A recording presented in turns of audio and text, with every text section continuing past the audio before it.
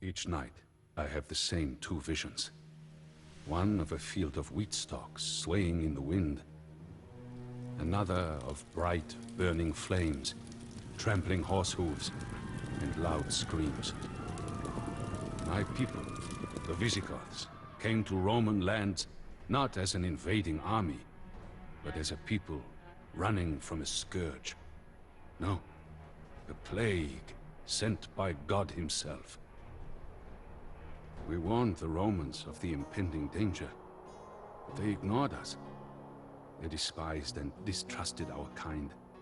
They treated us poorly, gave us barren lands, and when we suffered famine, they made us sell our children for food.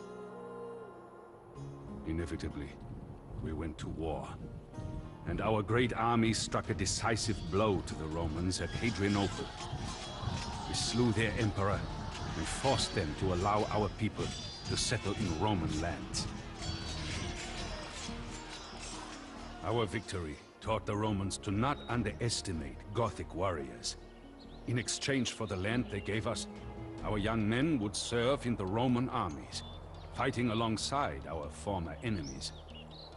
As wars broke out between the eastern and western halves of the Empire, we gathered our spears and served Rome in battle.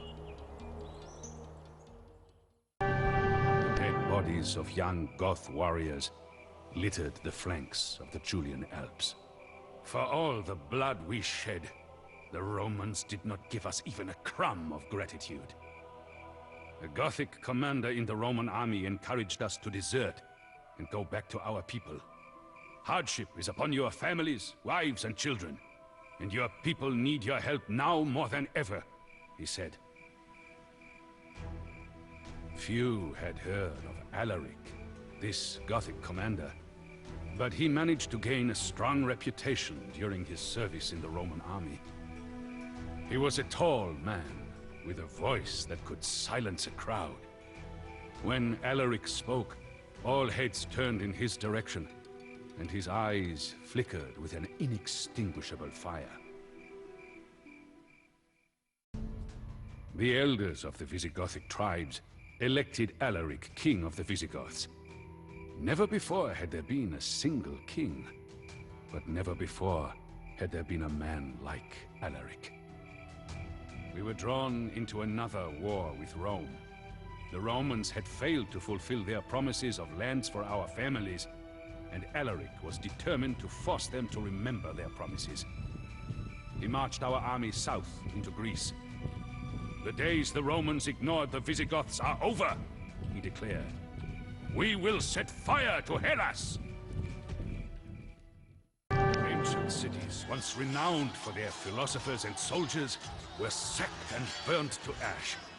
The world was changing rapidly, but Alaric had seen visions.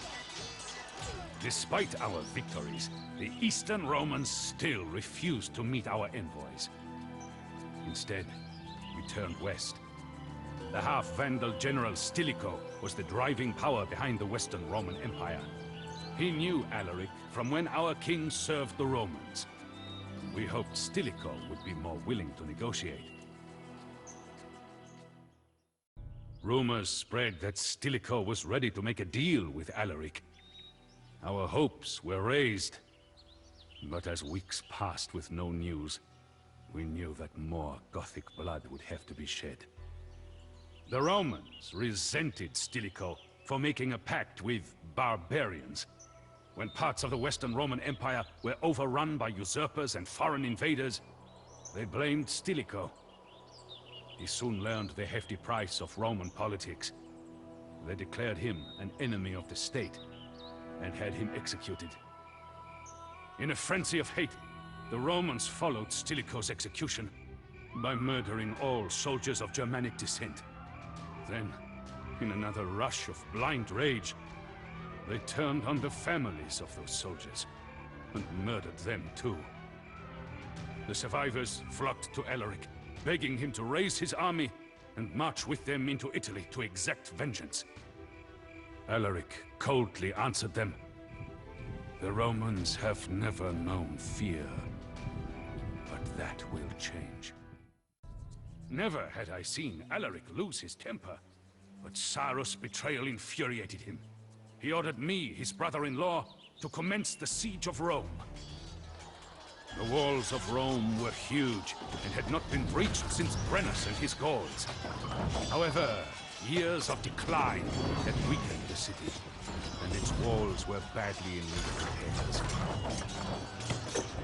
Inciting the men to battle, Alaric vowed, "If the Romans want fire and steel, it is fire and steel that we will give them." During the long weeks spent besieging Rome, Alaric's calm nature returned. He issued an order to the warriors to spare the city when conquered. In his heart, he could not find the will to destroy the empire he had served, though it had betrayed him one too many times. Our brave soldiers breached the walls, and the defenses quickly crumbled before the weight of Visigothic men rushing into the breaches. Our men looted the city for days. We stripped statues and monuments of their gold, and loaded carts with so many precious goods that the wheels were close to breaking. At the end of the third day, a caravan of ox-drawn wagons carrying plunder could be seen as far as the eye could see. The Romans would write of that day, "In one city, the whole world perished." With Roman treachery repaid, Alaric looked to the future of our people. He planned to sail us to the fertile Roman province of Africa. But before we left, he passed from this world. Our people mourned for days, and Alaric's body was buried underneath a river stream. The channel diverted to dig the grave, then made to flow again, hiding his tomb forever. Soon after, the fleet that was to take us to Africa sank in a storm. Once again, desperation fell upon our people. It was at that moment of despair that I, as the dead king's brother-in-law, spoke. I reminded everyone of Alaric's dream, of his commitment to the survival of our people, and of the impossible obstacles we had overcome.